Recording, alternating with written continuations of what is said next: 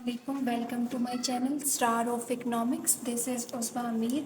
आज जो हम मैथमेटिकल इकोनॉमिक्स की एक्सरसाइज डिस्कस करने वाले हैं तो वो है हमारे पास 10.7, जिसमें हमने क्वेश्चन नंबर 1 देखना है, find the instantaneous rate of growth. तो इंस्टेंटेनियस रेट ऑफ ग्रोथ से पहले हमें इसका फार्मूला पता होना चाहिए कि इंस्टेंटेनियस रेट ऑफ ग्रोथ का फार्मूला क्या है। तो वो हमारे पास पेज नंबर 286 पे ग्रोथ का फार्मूला दिया गया है कि आपके पास क्या होगा, marginal function over total function, यानी आपके पास जो फंक्शन दिया गया है उसका फर्स्ट आप डेरिवेटिव लेंगे, देन डिवाइड बाय जो सेम फंक्शन होगा आप उसको वैसे का वैसे लिखेंगे। सेम इसी मेथड से हम इंस्टेंटेनियस रेट ऑफ ग्रोथ जो है वो फाइंड करेंगे। हमारे पास ए से लेकर डी तक पार्ट दिए गए हैं, तो फर्स्ट हम क्या करते हैं, ए पार्ट को देखते हैं, देन इसके बाद हम आगे पार्ट देखेंगे। तो फर्स्ट हम क्या कर रहे हैं, एक्सरसाइज नंबर 10.7 को डिस्कस कर रहे हैं, जिसमें हमारे पास क्वेश्चन नंबर 1 है, जिसका ए पार्ट है हमारे पास y is equal to 5p की पावर 2। तो हमारे पास जो इन क्वेश्चन में हमने देखा है कि हमने क्या फाइंड करना है, हमने ये देखा है कि हमारे पास marginal function over total function, कि आपके फार्मूला क्या है, हमारे पास marginal function over total function. तो हमने क्या करना है, जो हमारे पास ये फंक्शन है इसमें आपने फर्स्ट इसका डेरिवेटिव लेना है, लाइक एफ एक्स से हम इसे डिनोट करते हैं, और इधर आपने अपना यही फंक्शन जो आपके पास ये फंक्शन दिया गया आपने इधर वो लिखना है।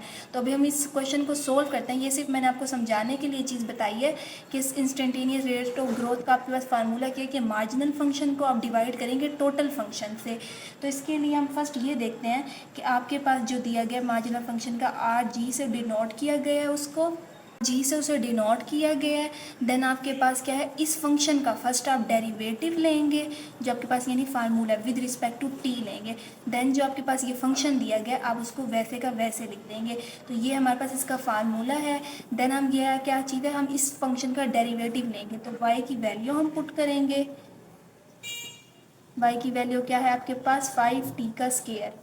देन ये फंक्शन क्या है आपके पास, यानी y की वैल्यू वो क्या है 5t का स्क्वायर। अब आपने इस चीज़ का डेरिवेटिव लेना है, तो हम डेरिवेटिव किस तरह लेते हैं कि पावर को पहले और पावर में से 1 वैल्यू माइनस, तो पावर 5 2 क्या होगा हमारे पास 10, और t में से जब 1 माइनस होगा तो यहाँ पे आ जाएगा t, और देन ये फंक्शन यहाँ पे वैसे का वैसे 5 से ये कैंसिल हो जाएगा, 5 1 द 5 5 2 10, टी से ये टी कैंसिल। तो यहाँ पे हमारे पास जो इसका आंसर आएगा वो आएगा टी का पी 2/t आएगा हमारे पास, जिसको हम यूँ भी लिख सकते हैं 2t की पावर -1, क्योंकि ये जब वैल्यू ऊपर जाएगी तो यहाँ पे हमारे पास क्या हो जाएगा 2t की पावर -2।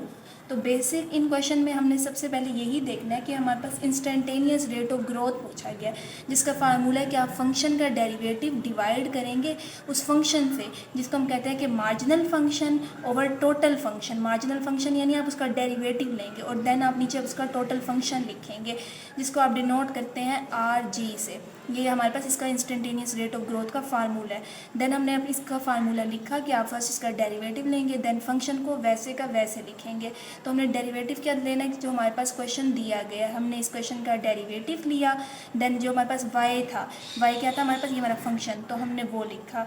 देन हमने इसका डेरिवेटिव लिया और यहाँ से वैल्यू कैंसिल की। उसके बाद जो हमारे पास आंसर आ रहा है ए पार्ट का वो आपके पास है 2t की पावर -1। देन हम इसके बाद बी पार्ट देखते हैं। बी पार्ट है हमारे पास y is equal to A T की पावर जो है आपके पास c है। तो अगेन हमारे पास जो इसका फंक्शन का यानी फार्मूला है वो आपके पास क्या है कि आपने फंक्शन का डेरिवेटिव, जिसे आप कहते हैं कि marginal function over total function, तो हम क्या करेंगे इस चीज़ का डेरिवेटिव लेंगे। तो इसे डिनोट करेंगे आर जी से, यहाँ पे हम सॉल्व लिख लेते हैं आर जी। देन आप क्या करेंगे, इसके बाद आप इस चीज़ का डेरिवेटिव लेंगे, तो हम लिख देते हैं यहाँ पे डी टी, क्योंकि हम किसके रिस्पेक्ट ले रहे हैं अब डेरिवेटिव, यहाँ पे हमारे पास जो वेरिएबल है वो आपके पास टी है, तो हम ए टी की पावर सी। देन इसके बाद आपका फंक्शन क्या है, y क्या है आपके पास, ये जो ये दी गई है वैल्यू ए टी की पावर सी। अब हमने इस फंक्शन का डेरिवेटिव लेना है, यानी पावर को पहले और पावर में से 1 वैल्यू माइनस, तो हम c को पहले ले आएंगे, देन आपके पास होगा a t की पावर c माइनस, यानी आपने ये पावर पहले आ गई p माइनस 1 और a t c।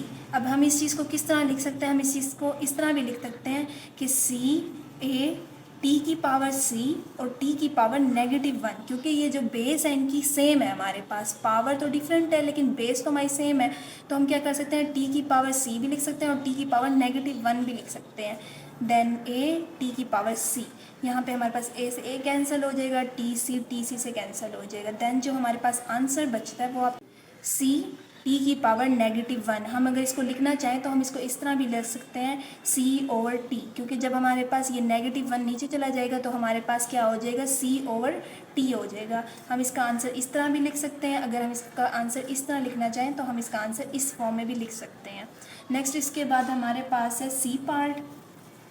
C part हमारे पास दिया गया है y की पावर y is equal to a b की पावर t। तो अगेन हमने इसमें क्या करना है, instantaneous rate of growth use करना है, तो हमने क्या करना है, सॉल्व और हमने क्या करना है, फाइंड इंस्टेंटेनियस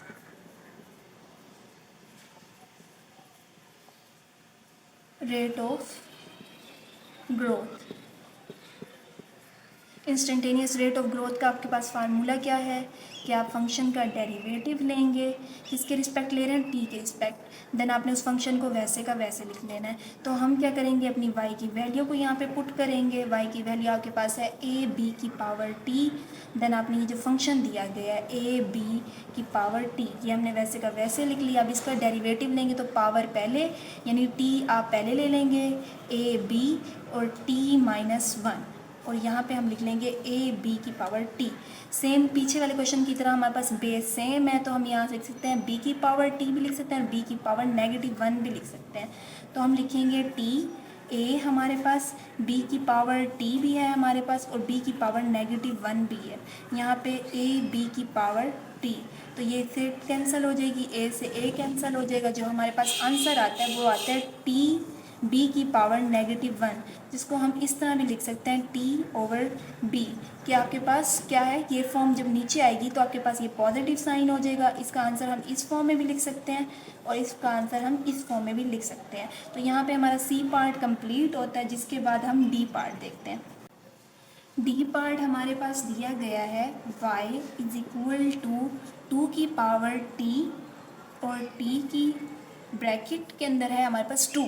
तो यहाँ पे अगर हम देखें तो हमारे पास जो बेस है उसकी पावर भी t है और यहाँ पे जो हमारे पास t है उसकी पावर भी 2 दी गई है। तो ये देखें यहाँ पे t है और यहाँ पे भी t है हमारे पास। तो यहाँ पे क्या यूज़ हो रहा है, हमारे पास प्रोडक्ट रूल यूज़ हो रहा है। तो हम क्या करेंगे, पहले इंस्टेंटेनियस हम देखते हैं कि हमारे पास उसका फार्मूला क्या है, हमने क्या चीज़ फाइंड करनी है, वो आपने फाइंड करनी है इंस्टेंटेनियस रेट ऑफ ग्रोथ। तो फर्स्ट हमें पता होना चाहिए कि फार्मूला क्या है आपके पास, वो है आपके पास dy ओवर dt, यानी marginal function over total function, वो आपके पास क्या आ जाएगा y। ये हमारे पास इसका फार्मूला है। देन हमने उसके अकॉर्डिंग ये चीज़ सॉल्व करनी है, यानी आपने इस चीज़ का डेरिवेटिव लेना है। तो डेरिवेटिव जब हम लेंगे तो ये कौन सा यूज़ हो रहा है, हमारे पास प्रोडक्ट रूल यूज़ हो रहा है। तो हम फर्स्ट इसके अंदर वैल्यू लिखते हैं, सॉल्व। तो हम इसकी यहाँ पे डेरिवेटिव के लिए क्या करेंगे, वैल्यू लिखेंगे, वो आपके पास है 2 की पावर t, देन t का स्क्वायर ओवर y की वैल्यू क्या है आपके पास, 2 की पावर t और t का स्क्वायर। अब हमने क्या करना है, फर्स्ट इस चीज़ का डेरिवेटिव लेना है। तो डेरिवेटिव लेने के लिए हम प्रोडक्ट रूल लेंगे। प्रोडक्ट रूल आपके पास क्या होता है कि अगर आपके पास u और v दो मल्टीप्लाई हो रहे हैं तो आप क्या करेंगे, u को वैसे का वैसे, v का डेरिवेटिव, देन सेंटर में पॉजिटिव का साइन, देन v को वैसे का वैसे और u का डेरिवेटिव। तो अब हम इस फंक्शन का डेरिवेटिव लेते हैं। अगर आप इसे डायरेक्ट करते हैं तो डायरेक्ट भी कर सकते हैं। अगर हम इस चीज़ का डेरिवेटिव लें तो आपके पास क्या है, 2t को आप वैसे का वैसे लेंगे, देन आप क्या करेंगे, डेरिवेटिव लेंगे टी स्क्वायर का हमने डेरिवेटिव लिया, सेंटर में पॉजिटिव साइन आ जाएगा। देन हम इसके बाद हमारा जो फंक्शन v है आप उसको यानी t2 को आप वैसे का वैसे लिखेंगे और जो आपके पास u है आप उसको डेरिवेटिव लेंगे। यानी एक फंक्शन आपने 2t को वैसे का वैसे लिख लिया, देन सेकंड वैल्यू का डेरिवेटिव लिया, देन आपने सेकंड वैल्यू को वैसे का वैसे लिख दिया, और जो आपके पास फर्स्ट वैल्यू है उसका आप डेरिवेटिव लेंगे तो 2t। अब इसके आ जाएगा हमारे पास 2 की पावर t, देन आपके पास इस चीज़ का डेरिवेटिव लेंगे t की स्क्वायर, तो पावर क्या है वो आपके पास पहले आ जाएगी, देन पावर में से 1 वैल्यू माइनस, तो आपके पास क्या आएगा 2t प्लस t का स्क्वायर, और यहाँ पे जो आपके पास डेरिवेटिव आ रहा है वो आपके पास बेस है, बेस यानी 2 की पावर t है। ये क्वेश्चन हमने पहले भी देखे थे कि अगर आपके पास बेस की पावर t हो, यानी बेस जो है आपके पास यानी कांस्टेंट डिजिट हो, 2 है। अब यहाँ पे तो हमने इसका फार्मूला देखा था कि आप पावर का पहले डेरिवेटिव, यानी हमने ये क्वेश्चन नंबर, हमने एक्सरसाइज नंबर 10.5 का क्वेश्चन नंबर 4 जो डिस्कस किया था उसमें हमने यही क्वेश्चन देखे थे, जब आपके पास बेस की पावर जो है वेरिएबल डिजिट दिया हो, बेस आपकी कांस्टेंट हो और जो आपका वेरिएबल है यानी ये जो पावर है वो आपकी वेरिएबल हो, तो उसके लिए फार्मूला ये होता है कि जो पावर है आप उसका डेरिवेटिव लेंगे, तो टी का जो आप डेरिवेटिव लेंगे तो आपके पास 1 आएगा, देन जो फंक्शन है आप उसको वैसे का वैसे लिखेंगे 2t, और उसके बाद क्या करेंगे आपकी जो बेस है उसका आप नेचुरल लॉग 2 ले लेंगे। तो ये हमारे पास इसका फार्मूला है जो हमने पीछे भी देखा था कि अगर आपके पास बेस की पावर होगी तो आप क्या करेंगे पावर का फर्स्ट डेरिवेटिव, देन आप इस फंक्शन को वैसे का वैसे लिखेंगे 5t और देन नेचुरल लॉग 5। ये हमने पीछे क्वेश्चन में डिस्कस कर चुके हैं, सिर्फ आपको इसके लिए बताया गया, इसलिए अब मैं इस चीज़ को रेज कर लेती हूँ। सेम इसी मेथड से हमने ये चीज़ डिस्कस की थी कि हमने क्या किया, पावर का फर्स्ट डेरिवेटिव लिया, देन फंक्शन को वैसे का वैसे, देन नेचुरल लॉग 2 लिखा है। अब हम इसके बाद इस चीज़ को रेज कर लेते हैं। तो अगर हम इस चीज़ में देखें तो हमारे पास क्या चीज़ कॉमन आ रही है, 2t कॉमन है, देन यहाँ पे हमारे पास 2t है, यहाँ पे t का स्क्वायर है, तो यहाँ से हम एक t कॉमन ले लेंगे, यहाँ पे 2t, देन हम t कॉमन ले लेंगे, तो यहाँ पे जो हमारे पास बचेगा वो बच जाएगा 2, देन यहाँ पे हमारे पास बच जाएगा t, क्योंकि हमने t कॉमन ले लिया, इधर से भी हमने t कॉमन लिया, इधर से भी t, तो यहाँ पे हमारे पास 2 बच जाएगा और यहाँ पे ओनली हमारे पास t बच जाएगा, देन नेचुरल लॉग 2। तो हमारे पास जिसका डेरिवेटिव का आंसर आ रहा है वो आपके पास आ रहा है 2t dot T 2 plus T natural log 2। Then आप इस फंक्शन को वैसे का वैसे लिखेंगे, जो आपके पास है 2 की पावर t ब्रैकेट के अंदर t का स्क्वायर।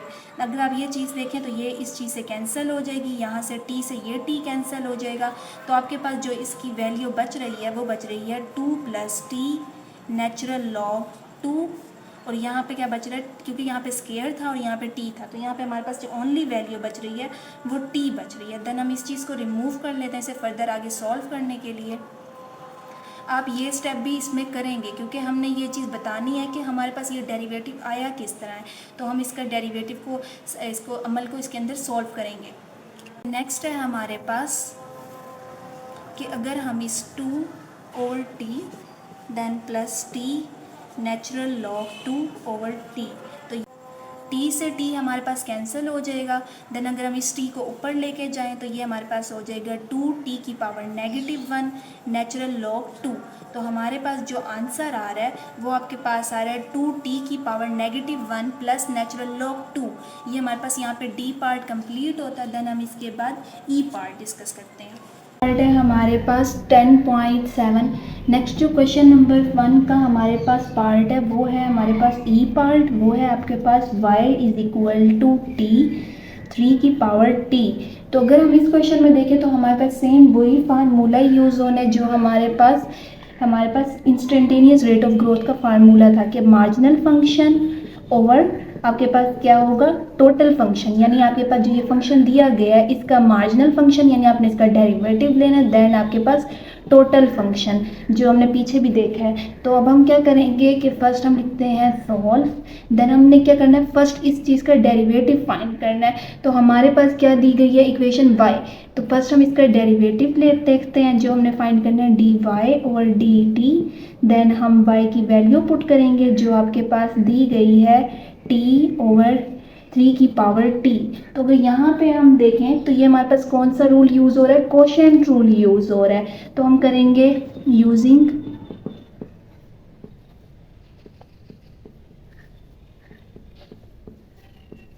Quotient rule. हम कोशेंट रूल यहाँ पे हम यूज़ करेंगे। कोशेंट रूल हमारे पास क्या था कि आपके पास जो 3 की पावर t है उसका स्केयर ले लेंगे, देन हम 3t को वैसे का वैसे लिखेंगे, देन हम t का डेरिवेटिव लेंगे with respect to t, centre में हमारे पास पॉजिटिव साइन आएगा, देन हम 3t का डेरिवेटिव लेंगे और हमारे पास जो 3 की पावर t है उसका डेरिवेटिव लेंगे और t को हम वैसे का वैसे लिख देंगे। देन हम इस नेक्स्ट स्टेप में करते हैं कि t का डेरिवेटिव क्या आएगा, जो विद रिस्पेक्ट टू t ले रहे हैं तो 3t, देन आपके पास t का जो डेरिवेटिव आएगा वो आपके पास आएगा 1, सेंटर में पॉजिटिव साइन 3t। यहाँ पे देखें तो हमारे पास जो बेस है हमारी वो कांस्टेंट डिजिट है। हमने पीछे भी देखा था जब हमारे पास कांस्टेंट डिजिट का यानी कांस्टेंट वैल्यू का डेरिवेटिव लेना है, यहाँ पे जो आपकी बेस है वो कांस्टेंट है और जो इसकी पावर है वो आपके पास वेरिएबल है, यानी t जो आपके पास है वो वेरिएबल है और जो 3 है आपके पास कांस्टेंट है। तो उसके लिए हम क्या करते थे, फर्स्ट हम पावर का डेरिवेटिव लेते थे। ये हमने पीछे जो एक्सरसाइज डिस्कस की थी 10.5 का क्वेश्चन नंबर 4, उसमें हमने सेम यही क्वेश्चन डिस्कस किए थे जिसमें हमारे पास जो बेस थी वो कांस्टेंट थी। तो अगर हमारे पास बेस कांस्टेंट और उसकी पावर जो है वेरिएबल हो तो हम क्या करते हैं, पावर का फर्स्ट डेरिवेटिव लेते हैं, वो आपके पास आएगा 1, देन जो ये आपके पास फंक्शन दिया गया आप उसको वैसे का वैसे लेंगे, देन नेचुरल लॉग जो आपके पास बेस दी गई है वो लिख लेंगे, देन t, और यहाँ पे हम लिख लेंगे 3 की पावर t जो है उसका स्क्वायर। तो यहाँ पे हमारे पास था 1 जब इस वैल्यू से मल्टीप्लाई होगा तो ये आपके पास हो जाएगा 3t नेचुरल लॉग 3 और यहाँ पे t, और जब ये 3t इससे मल्टीप्लाई हो जाएगा तो यहाँ पे भी आपके पास क्या आ जाएगा, 3t आ जाएगा। देन हम इसको नेक्स्ट स्टेप में करते हैं। देन जब हमने 1 से मल्टीप्लाई कर लिया जो हमारे पास वैल्यू आ रही थी वो आ रही थी 3 की पावर t, सेंटर में नेगेटिव साइन 3t, आपके पास t नेचुरल लॉग 3 और यहाँ पे था 3 की पावर t का स्क्वायर। देन अगर हम नेक्स्ट स्टेप में देखें तो हम इसको इस फॉर्म में भी लिख सकते हैं कि 3 की पावर t 3t का होल का स्क्वायर, सेंटर में हमारे पास क्या आएगा, नेगेटिव साइन t 3 की पावर t नेचुरल लॉग 3 और 3t का स्क्वायर। हमने इस चीज़ को सेपरेट कर लिया है, इसके नीचे भी 3t 3 की पावर t के नीचे इस फॉर्म को भी ले आए और इधर भी। तो यहाँ से हम देखें तो ये इधर से कैंसिल होते हैं, यहाँ पे हमारे पास 2 है तो यहाँ पे हमारे पास क्या बच जाएगा, 1/3 की पावर t बच जाएगा और यहाँ पे हमारे क्या पास क्या है, 3t का स्क्वायर है। यहाँ से भी ये कैंसिल होगी तो हमारे पास क्या बच जाएगा, t नेचुरल लॉग 3t। तो यहाँ पे हमारे पास ये दो वैल्यू बच गई हैं। ये क्या था, हमारे पास डेरिवेटिव था। हमने फार्मूला देखा था कि आपके पास ये हमने लेना विद रिस्पेक्ट टू t, क्योंकि हमारे पास जो वेरिएबल है वो t है। हमने यहाँ तक डेरिवेटिव फाइंड किया जो कि हमारे पास फार्मूला था, जो हमारे पास इंस्टेंटेनियस रेट ऑफ ग्रोथ का हमने फार्मूला देखा था, तो वो हमने था मार्जिनल फंक्शन और टोटल फंक्शन। अब यहाँ पे हमारे पास डेरिवेटिव तो निकल आए हैं, ये हमारे पास इसका डेरिवेटिव है। देन हमने इसको टोटल फंक्शन पे डिवाइड भी करना है, तो हम इसको अगर टोटल फंक्शन पे नेक्स्ट स्टेप में डिवाइड करते हैं, ये हम अब यहाँ पे मार्जिनल फंक्शन लिखेंगे जो हमने डेरिवेटिव फाइंड किया था पीछे स्टेप में। तो वो था आपके पास 1/3 की पावर t नेचुरल लॉग 3 और ओवर 3 की पावर t। देन हमारे पास जो टोटल फंक्शन था, जो हमारे पास यानी क्वेश्चन दिया हुआ था, वो क्या था आपके पास t/3 की पावर t। देन अगर हम इस क्वेश्चन को यहाँ पे सॉल्व करें तो ये हो जाएगा हमारे पास 3 की t से 3 की t कैंसिल होगी तो यहाँ पे हमारे पास आ जाएगा 1।